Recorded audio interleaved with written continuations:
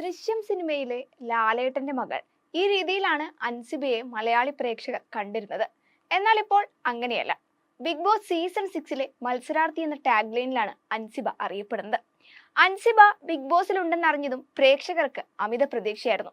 മറ്റൊന്നുമല്ല, ജോർജ് കുട്ടിയുടെ മകൾ എങ്ങനെ ഗെയിം കളിക്കുമെന്ന് അറിയുന്നതിനായി. എന്നാൽ പ്രതീക്ഷിച്ചതുപോലെയല്ല കാര്യങ്ങൾ സംഭവിച്ചത്. സദാസമയം റൂമിൽ ഒതുങ്ങിക്കൂടിയിരിക്കുന്ന താരത്തെയാണ് പ്രേക്ഷകർ കണ്ടത്. സൈലന്റായി അടക്കവും ഒതുക്കത്തോടെ എല്ലാവരോടും മാന്യമായി പെരുമാറുന്ന, അതേസമയം റൂമിലിരുന്ന് ഓരോ ദിവസവും ഋഷിയോടും റോക്കിയോടും മറ്റുള്ളവരെ പറ്റി വാതോരാതെ കുറ്റം പറയുകയും ചെയ്യുന്ന ഒരു വ്യക്തി എന്ന നിലയിലാണ് പ്രേക്ഷകർ ആദ്യ ദിവസങ്ങളിൽ അൻസിബയെ കാണുന്നത്. ഋഷി, അർജുൻ, റോക്കി ഈ 3 പേരായിരുന്നു അൻസിബയുടെ പരദൂഷണ ഗ്യാങ്ങിൽ ഉണ്ടായിരുന്നത്. റോക്കി ഔട്ടായ ശേഷവും ഋഷിയെ ഈ ഒരു മാന്ത്രിക വലയത്തിൽ നിർത്താൻ അൻസിബയ്ക്ക് സാധിച്ചു. അർജുൻ ഈ നെഗറ്റീവ് കൂട്ടുകെട്ടിൽ നിന്ന് എങ്ങനെയൊക്കെയോ പുറത്തു കടന്നു. പിന്നീട് അങ്ങോട്ട് സിജോയെ പരിക്കേൽപ്പിച്ച റോക്കിയും താൻ എന്ത് പറഞ്ഞാലും അതിനൊത്തു തുള്ളുന്ന ഋഷിയും എല്ലാവരെയും ലോ ക്ലാസ് ആയി കാണുന്ന ജാൻമണിയുമായിരുന്നു അൻസിബയുടെ സുഹൃത്തുക്കൾ.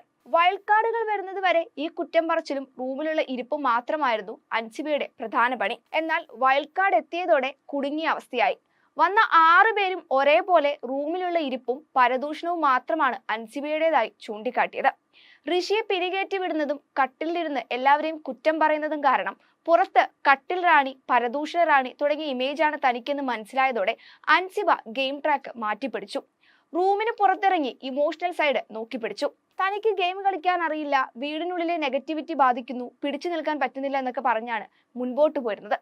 ഇത്രയും പ്രശ്നങ്ങൾ നടക്കുന്ന ബിഗ് ബോസ് തന്നെ പോലെ സ്റ്റാൻഡേർഡ് ആയുള്ള ഒരാൾക്ക് പറ്റിയ സ്ഥലമല്ലെന്ന് വരുത്തി തീർത്തു. പുറത്ത് നെഗറ്റീവ് ഇമേജ് ആണെന്ന് കരുതി ഗെയിമിൽ നിന്ന് മാറി നിന്ന അൻസിബ മറ്റ് മത്സരാർത്ഥികളെ കൊണ്ട് എലിമിനേഷനിലേക്ക് നോമിനേറ്റ് ചെയ്യിപ്പിച്ചു. എവിക്റ്റഡ് ആകുമെന്ന് 100% കരുതിയിരുന്നപ്പോഴാണ് ആ ട്വിസ്റ്റ് സംഭവിച്ചത്. കണ്ടിന്യൂസ് ആയി 2 ആഴ്ച സേവ് ആയതോടെ താരത്തിന് പുറത്തെ പ്രേക്ഷക പിന്തുണ എന്തെന്ന് മനസ്സിലായി.